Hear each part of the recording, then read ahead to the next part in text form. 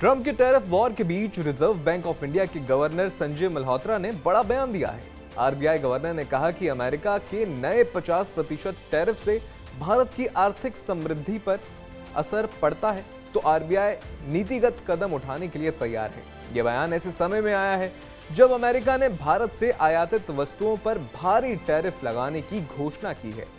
25 अगस्त को मुंबई में FICCI IBA की वार्षिक बैंकिंग कॉन्फ्रेंस में बोलते हुए गवर्नर मल्होत्रा ने कहा कि आरबीआई ने बैंकिंग क्षेत्र में पर्याप्त नकदी उपलब्ध कराई है। अगर टैरिफ से कुछ सेक्टर्स पर दबाव पड़ता है तो आरबीआई अर्थव्यवस्था को सहारा देने के लिए और कदम उठाएगा।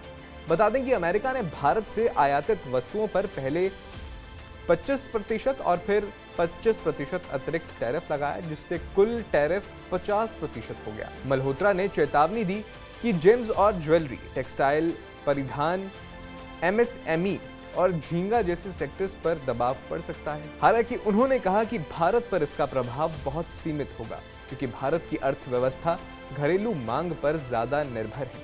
आरबीआई ने इस साल फरवरी से जून तक रेपो रेट में 100 बेसिस पॉइंट्स की कटौती की है, जिससे ये 5.5% हो गया है।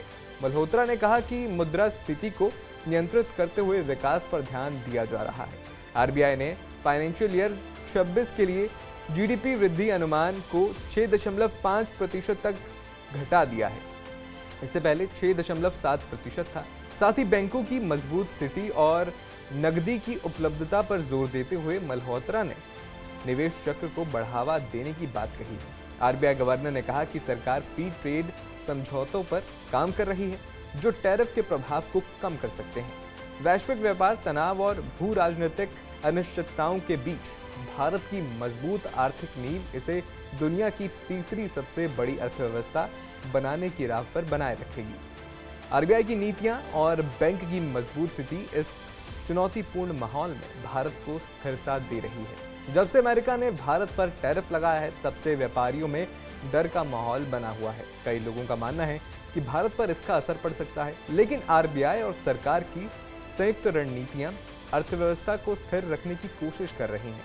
ये देखने वाली बात होगी कि क्या भारत इन वैश्विक चुनौतियों का सामना करते हुए अपनी विकास गति को बरकरार रख पाएगा।